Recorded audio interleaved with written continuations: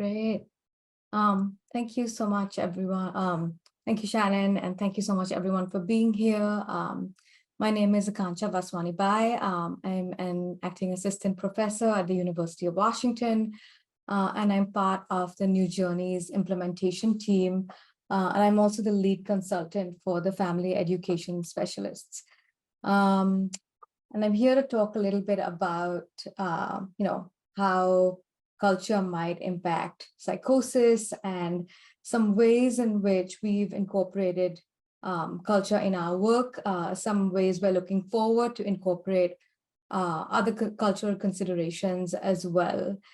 This is always sort of a work in progress, right? I think one of the things about culture is we're always learning. There's always sort of new frontiers. So I would be interested in kind of hearing your feedback as well, based on our needs in Washington State. So before we begin, I know this is supposed to be a virtual community day, and we don't really get to chat much. I just want to hear from you all in the chat. What is your role, the role you're representing today, and what do you hope to learn from this particular session? So if you could just put that in the chat and I can read some responses. So your role, and what do you hope to learn? Why did you come to this session and not another session? There's some great sessions going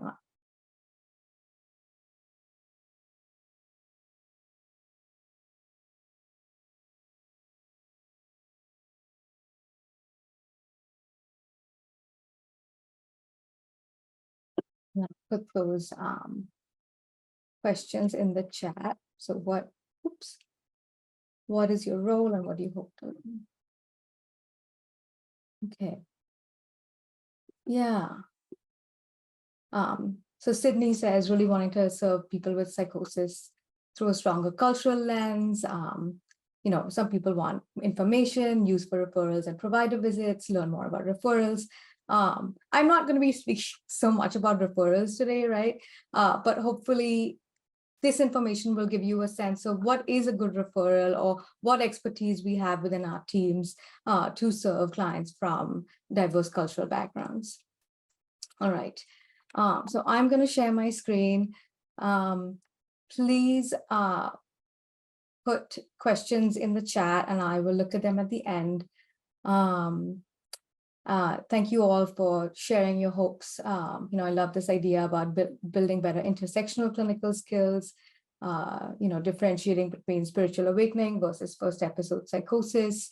And maybe I can get to those questions at the end and follow up with anybody who have specific questions to tease some of these differences out, because I don't have that much time. So there may be minutiae I might not go into. So I will share my email at the end as well. Happy to chat more offline with people. All right. So, all right. Do you see the right screen? Great. All right. Shannon will tell me otherwise if not. Okay. You are good. All right. So I just want to start off by kind of coming to the same page for all of us of what I mean when I say culture. So I want to start by saying there's a famous sort of proverb to the effect that we don't know who discovered water, but it wasn't the fish, right? It's really hard for all of us to sometimes articulate how it is that culture impacts our day-to-day living, because we think of it as common sense, right? We're sort of immersed in our own cultural worlds from the time we're born. And many of us sort of don't really examine or think about our culture, right? So for each of you here in the audience today, I'd encourage you to think about the different influences as part of our cultural worlds, right? Beyond our racial or ethnic backgrounds. So our cultures are influenced by things like the neighborhood or country we grew up in, maybe the school we went to, whether you lived in an urban versus rural area, the profession you're practicing, your ethnic or racial background, of course, whether you are religious, atheist, agnostic, whether you're spiritual, where you live now, who you're friends with, right? And all of these different kind of cultures we're immersed in impact our behaviors or actions, right? So it impacts what we wear, what we think of as fashion. It might impact the political party we affiliate with, what we value doing with our time. Some of us are really immersed in the culture of social media. Some of us are really immersed in work. Some of us are really connected to our families. Our culture might impact what we eat, who we love, how we enter, or what we expect from relationships, what language we speak. And it might even impact the subcultures we belong to, right? Some of us are really into martial arts. Some of us may love anime or video games. Some of us have favorite sports teams, right? I moved from Boston and I had to quickly move from Red Sox, Patriots, Celtics, and Bruins to Mariners and Seahawks and Seattle Storm and the Kraken. These are names for me, by the way. I don't actually know anything about these sports. But all of these things really impact our social interactions, how groups or individuals interact with one another. And these can be based on markers like the way we look, our accents, again, where we work, right? So really the greater part of culture is outside of us and we take it up in some way, right? And we navigate it, right? Just because for instance, if I was born in a religious community, doesn't mean that I adhere to those principles as I grow up, right? But maybe I'm still influenced by them. So we also think of culture as a very relational thing or influence in our lives, right? So differentiating this from what culture is not, right? So culture is not something that's static. It's always moving, right? History happens, things change. Just think about, for instance, the culture of marriage in the United States and how that's changed over the past decades with more women entering the workforce, or how laws pertaining to the LGBTQ community have shifted and continue to shift, and kind of shows you how we have the power to shape culture and also how culture shapes us, right? The other thing is that culture is not a stereotype, right? Think about the word American or the word Hispanic, right? There are so many variations within those particular groupings. And that, generally there are much more within group differences, right? Which are often sort of looked over sometimes, right? So culture is not a stereotype. The one difference is though that some of the cultures we belong to are definitely more mainstream and viewed as kind of the way things are or normal or natural, and some less so, right? So that is certainly a feature of the cultural worlds we inhabit. And again, that shifts depending on where you live, right? What is dominant versus not dominant. And the other thing is culture is also something we, I know there's a lot of mental health professionals in the audience. It's something that we as professionals also have, right? Our teams have a particular culture. The institutions we belong to have a particular culture. There's parts of that culture we like. There's parts of that culture we don't like. I know I've heard from many people about how the documenting culture is not people's favorite, right? And these cultures are really reflected in things like mission statements and value statements. And then, sometimes we adhere to those, sometimes we don't, right? So culture is sort of implicated in a lot of different aspects of our work, as well as the people who consult us. All right, so moving on to how this kind of impacts first episode psychosis care, right? So one is it kind of impacts how a person or a family makes sense of or explains the psychosis experience.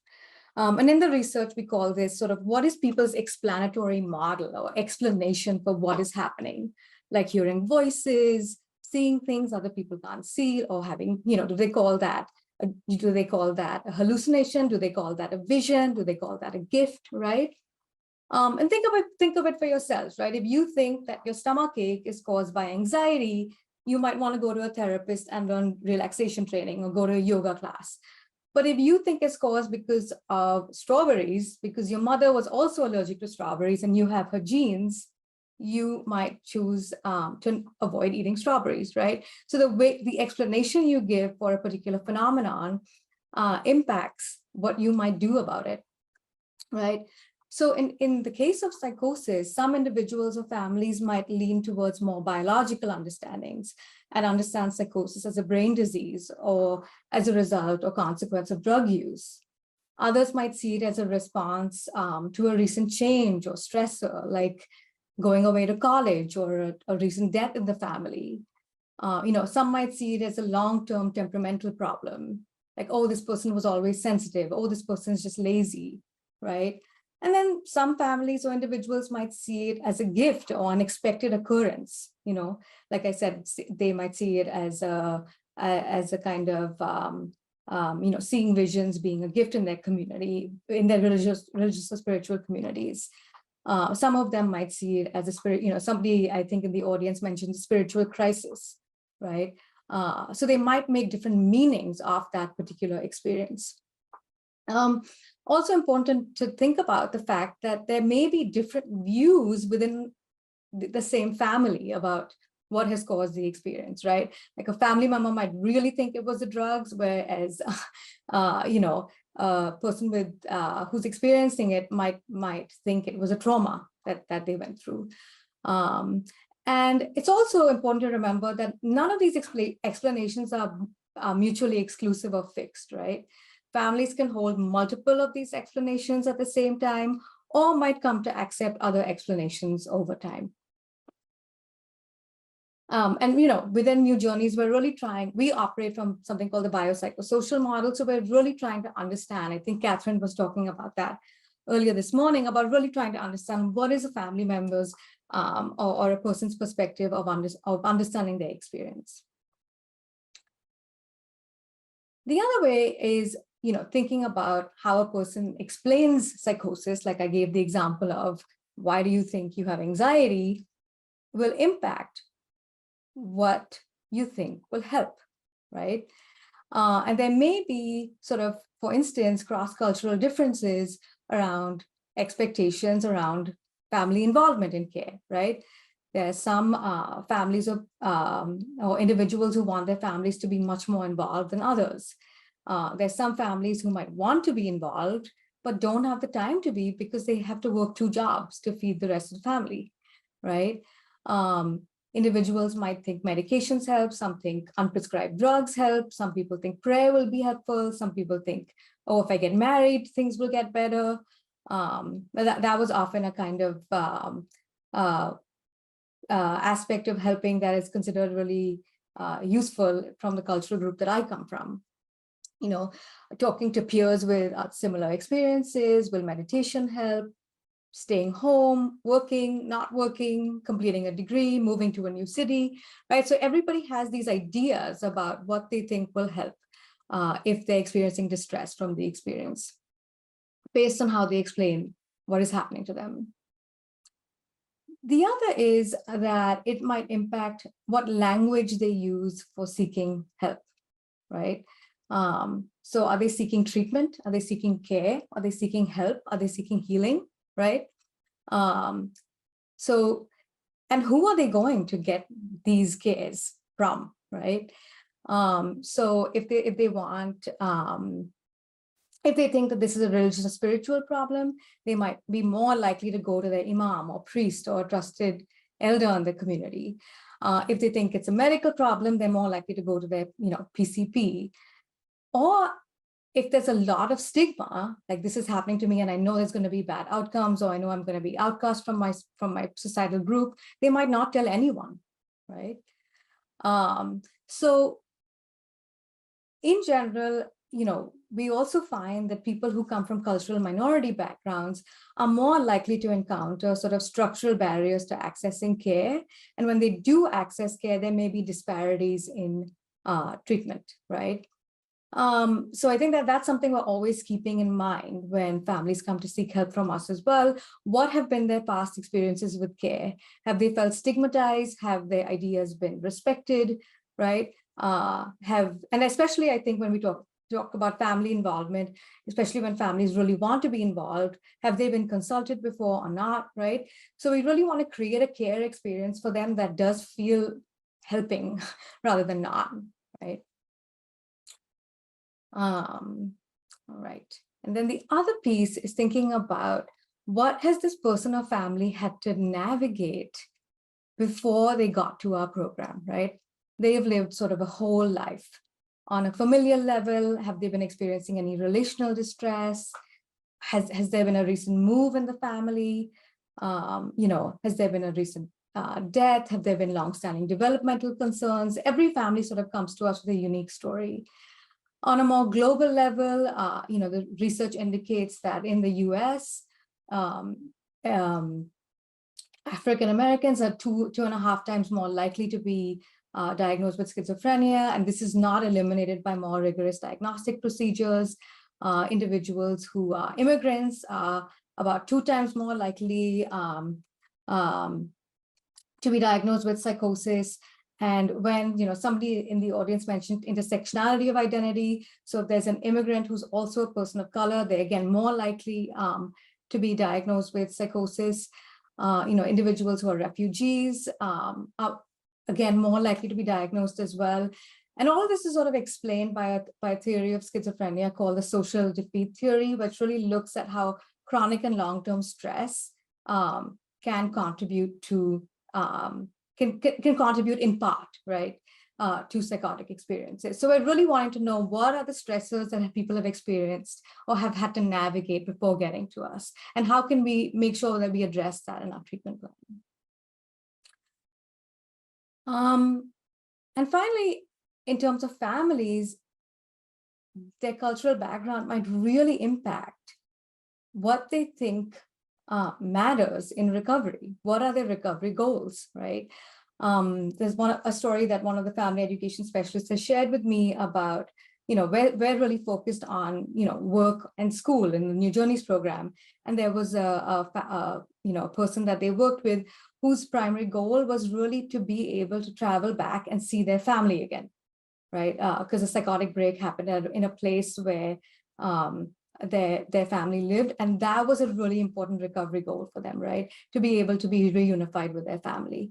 And so we really want to partner with people to say, what is it that your recovery will look like, right? Because it can mean very different things. Their values may be located in different places than the values that our team may have, right? And then, like I did say in the beginning, how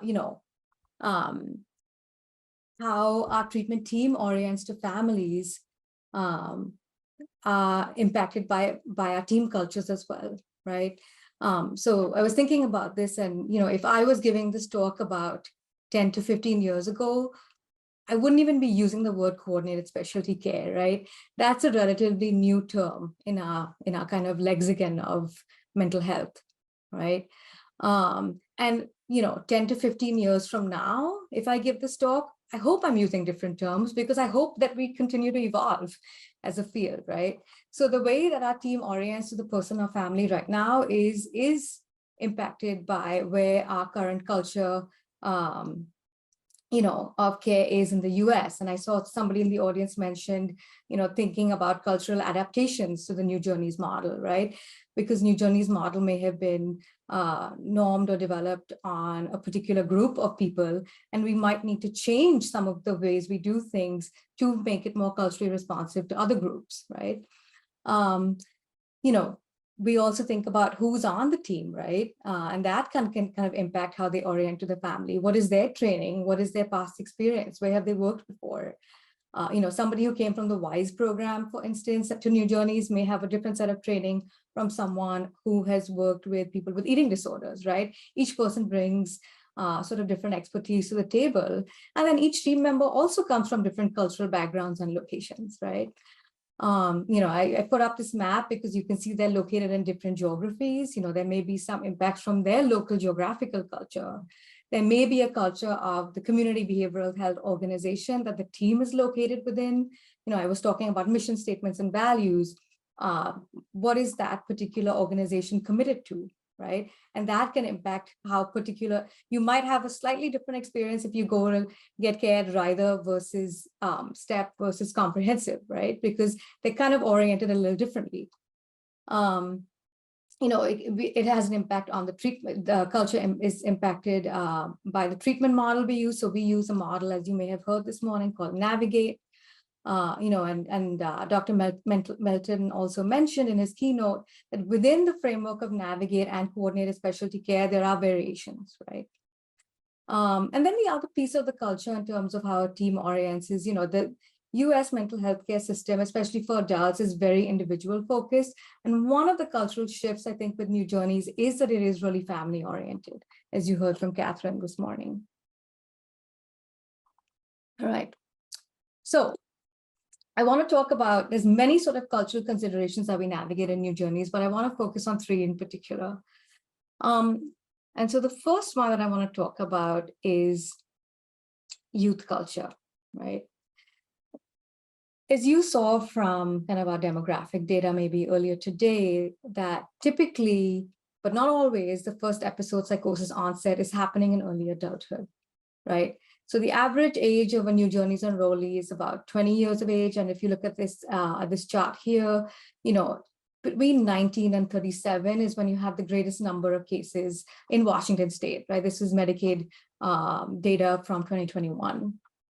And so, but you look at the people who are served by New Journeys, average age 20 years, and it's typically coinciding with sort of a critical developmental stage within United States society of sort of launching out and leaving the family home, right? This is a critical developmental stage in which these experiences are happening. So we really have to sort of be mindful about what is it that matters to young people, right? And I've spoken to several team members, and one of the things that we're really caring about is getting young people to articulate and step into sort of preferred life directions after for many of them has been a traumatic event, right?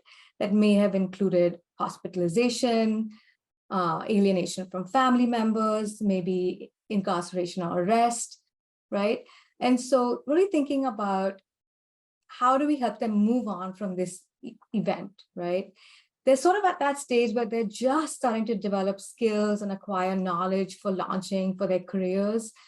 At this stage, other young people or their peers really matter to them. And we often see an alienation or isolation from peers, either because of symptoms or stigma, having to deal with a mental health condition.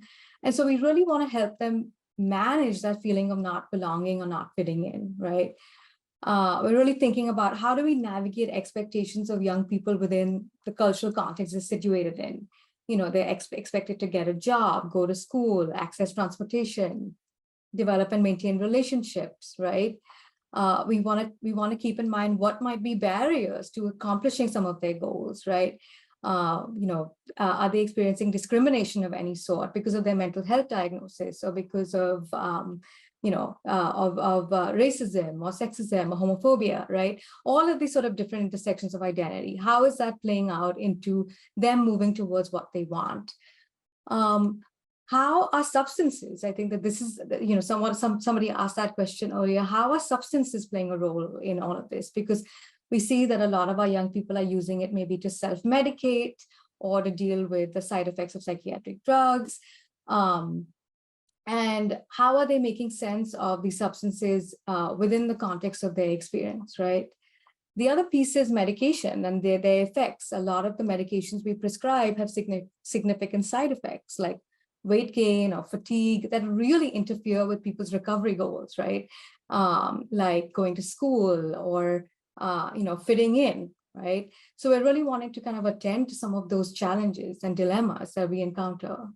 And so I think overall, we just really understood that it's important to meet young people where they're at and move where they're comfortable, right? We're really thinking about scaffolding change and thinking with people about what is the next step? What is the next step you're wanting to take that will get you where you want to go, right?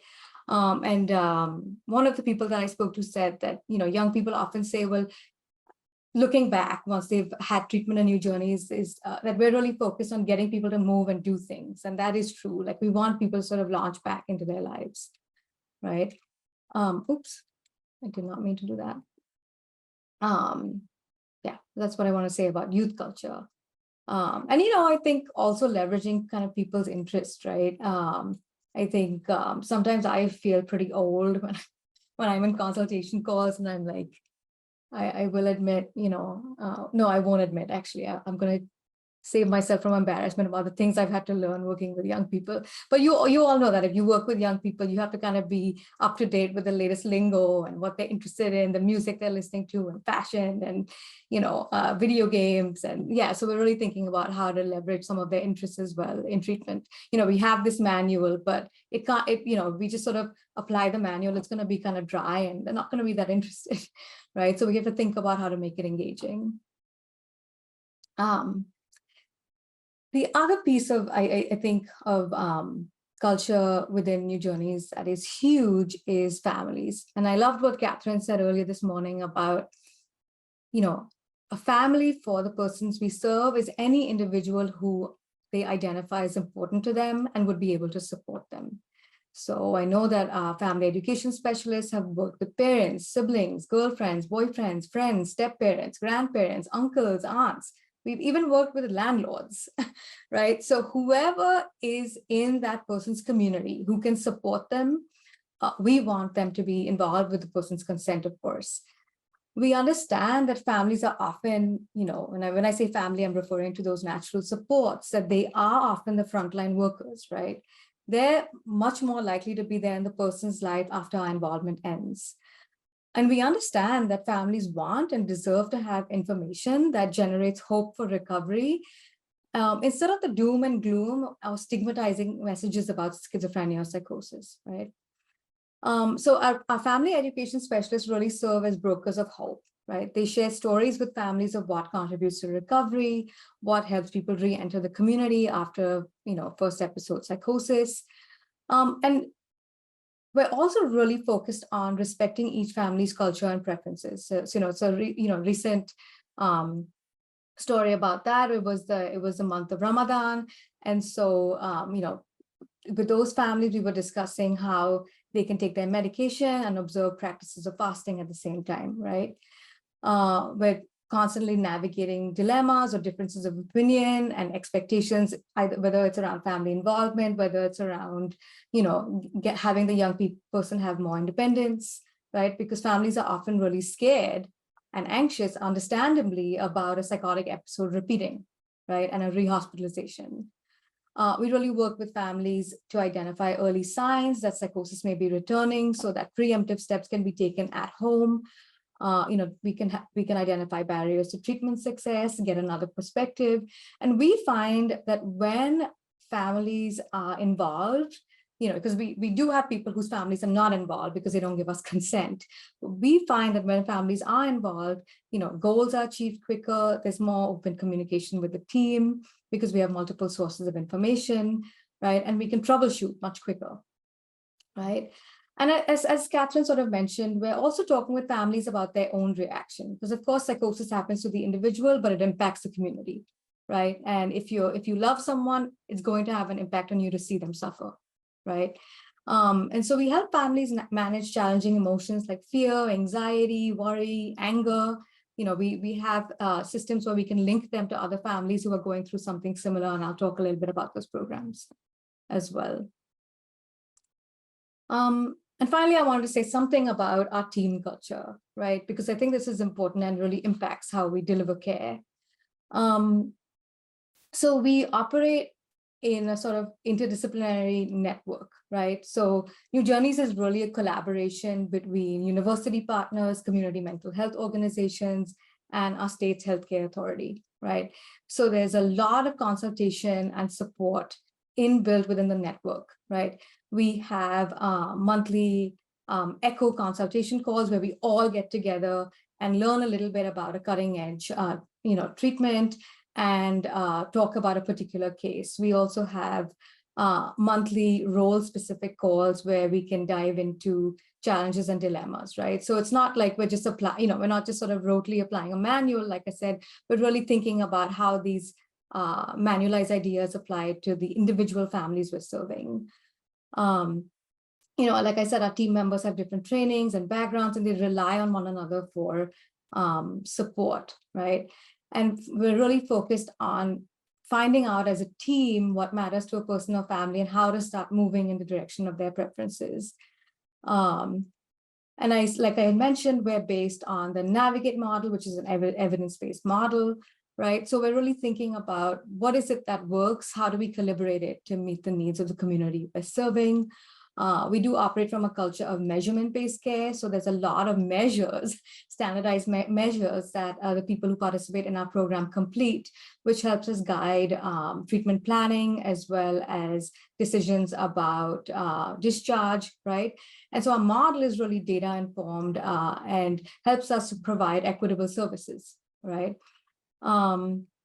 Really focus on this idea of shared decision making, where we give evidence-informed information about treatment, and the person and family give us information about their values, goals, and preferences, and then we collaborate and discuss and negotiate a treatment plan, right? It isn't that we're paternalistic as providers and say, this is what you have to do. This is the medication, this is the therapy, right? We're really constantly in negotiation and collaboration with people. I'm gonna move on because I see our time is sort of limited. So I want to speak a little bit about some of the initiatives we've taken where we've seen gaps, right? Because like I said at the beginning, there will always be gaps, right? And one of the things that has been found sort of nationally is that even though the New Journeys or first episode psychosis programs talk about family engagement, national studies have indicated that family involvement is still very low, right? Only about less than half families actually attend more than 5 sessions nationally. And this is even more true for families from ethnic minority backgrounds. So for instance, Black families are significantly less likely to attend family sessions, right? And there was a study done within our New Journeys network by Dr. Olawaye and her team, and they found that, clinicians had to make higher number of phone outreach to Black families, but we're not sure how long those phone meetings actually lasted. And they scheduled appointments, so actual face-to-face appointments at lower rates than for white families. And so we noticed that there was a disparity happening within our own network. And so because of that, one of the initiatives, a sort of more, a responsive initiative, is an intervention called Family Motivational Engagement Strategy, or the FAMES project, because the studies have indicated that one of the reasons we don't have great engagement or families drop out is because of low motivation. They're kind of unsure how this program is helping. Sometimes there are logistical barriers like transportation, clinic hours. Sometimes there are perceptual and cultural barriers like stigma, not feeling like their religious beliefs are respected, feeling judged. And all of these things can really impact treatment engagement, right? So this is a program that we've launched, which is a non-clinical service, right? Clinicians within the New Journeys network can make a referral into FAMES, and there's a person who makes weekly contact with the family and tries to address some of these motivational barriers to engagement, right? And once they get a sense of what is getting in the way of family engagement, they give that feedback back to the family clinician or program director, so that the intervention can be modified in real time, right? So this is not a summative feedback at the end. We're trying to give feedback to the treatment team to make modifications, in real time, right? So it really serves as a way to improve session relevancy. And from the quotes that I put up on the slide here, you can see some of those motivational barriers, and how the scheduling being flexible really helps, or getting more resources helps, and they can kind of articulate their needs in a non-clinical space, right? The other program that I'm very involved in, I think that there's probably going to be a talk about this program later on as well. This is a community-based intervention, and it takes the intervention out of the clinic and into the community. And one of the reasons we developed this program was that we realized that there are a lot of families across the nation who don't have access to clinical care. I think many of you were mentioning, what if they don't meet the age criteria? What if the duration of psychosis is too short, things like that. And so this is an intervention that is directly in the community, given to families. And it's developed based on cognitive behavioral therapy for psychosis. And we provide recovery-oriented education, relationally focused and collaborative communication skills, as well as solution-oriented skill building so people can connect with their loved ones through the psychotic experience. And we also have family peers who participate as part of this program, and New Journey's team members can refer family members to this program to connect with family peers who've been through similar lived experiences. And then there's another program which is also based in the community currently in King and Spokane counties. And this is really based on the understanding that there is sometimes, especially for Black communities, the need for a trusted intermediary to support family engagement, right? Because a lot of care settings have histories of harm associated with them, as well as the fact that, Black and African American families tend to seek help more from informal support systems, such as religious organizations, schools, and friends, right? And this can really delay the time to access needed mental health support for early intervention.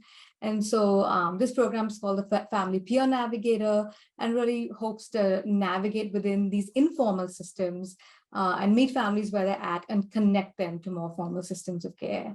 Their website is there at the bottom, www.fpnavigator.org, and there's a lot of culturally and racially responsive educational material on the website that was developed through input from the community.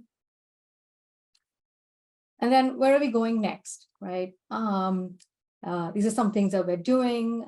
There are still gaps, and one of the gaps, of course, is with our American Indian and Alaska Native populations. There's definitely a higher incidence of psychosis in Washington State among these populations, but only about a third of them are served currently by our New Journeys program.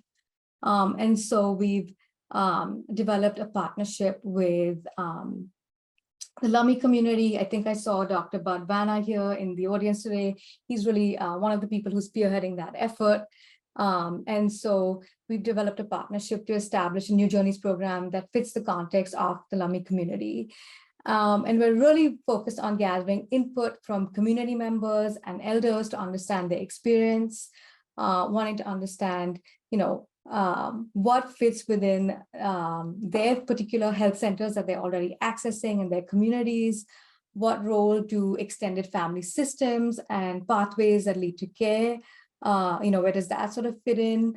How do we address stigma as a community? Why might they be reluctant to seek care, and what can we do about it, right? We don't want to blame communities for stigma. We want to respond to it. Looking at what resources we can use that are vetted by the community that already exist. And really, I think with this population, emphasizing how much the community needs to involve in co-designing the intervention, right? I think here, Dr. Bud shared an experience with me about, we really want to understand the meaning of psychosis, right? So there's a story that he shared, where hearing voices was identified as a gift, but a gift that the family member wasn't quite ready for. So they wanted to seek support from psychiatry, and the elders in the community to help the young person take on the role of, engaging with the gift, right? And then we also really want to consider the impact of systemic and generational stressors, and trauma on psychosis, as well as the impact of substance use, and how does that impact this particular community. And hopefully this sort of leads the way for other partnerships as well. And then the other one is, we live in a state, as I know you all know, have a lot of rural areas. And so we're working on adapting what's called a hub and spoke model, which means that the more experienced team, and in this case, we're working with two of our teams in Comprehensive Pasco and Comprehensive Yakima to be a sort of consulting team to spokes, right? So they would be the hub and the spokes would be some of these satellite teams. And so it's a scaffolded model, allows for leadership role within our existing network. We know that we're working with constraints like having fewer people across a larger geographical region. So we're thinking about how we might have to expand some of our admission criteria, considering things like more travel time, less reliable internet, thinking about how can we leverage remote work when possible. We might have to think about dual roles for providers, because there are fewer providers in these areas and smaller caseloads, right? How do we make cultural adaptations, especially if there are, the populations that we're serving have a high number of Spanish speakers or members from another community? How can we hire and retain people fairly? How can we compensate fairly? So these are all sort of, logistical, pragmatic, cultural considerations as we are trying to reach more rural areas in our state.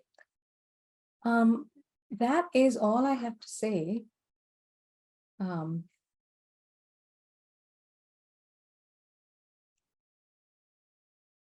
Thank you for that question, Alexandria. The plan to expand providers. Yeah, that is the plan. And I think there's, I don't know if Cammie's here, but there is a bill as well to kind of expand first episode psychosis to every county. And the rural pilot, I think, is definitely one of the steps, as well as the partnership with Lummi Tribe in those directions.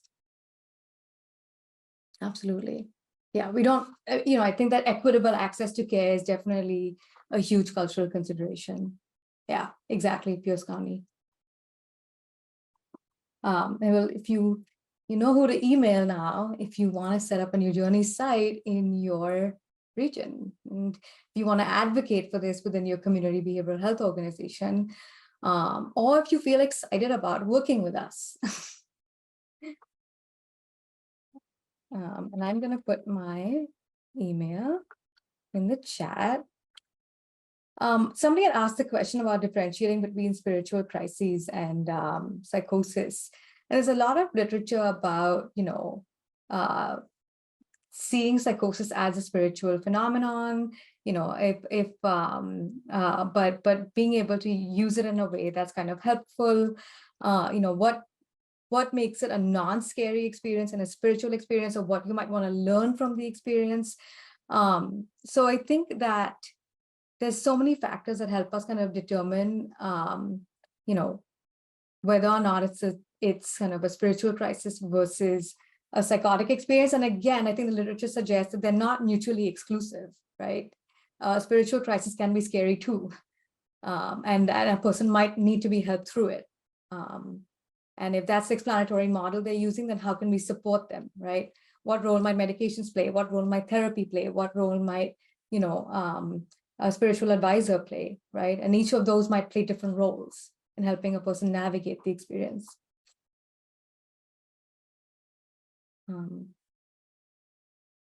Okay, we have about a minute left. It's funny with these, I just have no idea. Right. Such a great presentation, though. Thank you. Does anybody have any more questions? We have about a minute left.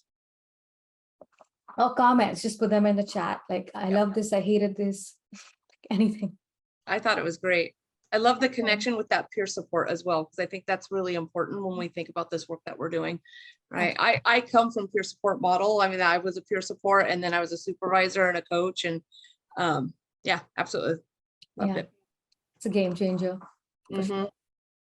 Yeah, and it's really impacted the culture of mental health to have peers with us, right? Yep. It's helped us see things in new view, so absolutely.